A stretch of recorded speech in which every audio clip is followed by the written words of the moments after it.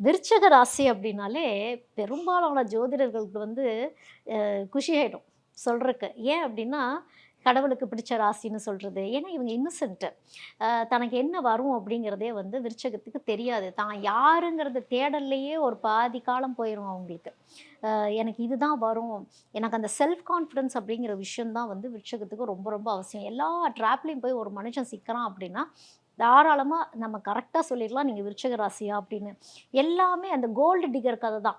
கரெக்ட்டா அந்த gold tick பண்ணி கோல்டு கிடைக்க வேண்டிய நேரத்தில, அந்த பொருள தூக்கி போட்டுட்டு அடுத்த வேலைய பார்க்க போயிடுவாங்கல்ல. அப்ப வேற யாராவது அந்த தங்கத்த எடுத்துட்டு போயிருவாங்க. அந்த அமைப்பு தான் விருச்சிகத்துக்கு. பொறுமை ரொம்ப அவசியம். விருச்சிகத்தில இருக்கவங்களுக்கு. நான் யாரு? என்னோட டிக்னிட்டி என்ன? என்னை எப்படி இவங்க இப்படி யூஸ் பண்ணாங்க? என்னால நெறைய பேர் முன்னேறுனாங்க. ஆனா நான் முன்னேறலையே! அப்படிங்கிறது தான் பெரும்பாலான விருச்சகத்துக்கு புலம்பல்களாவே இருக்கும்.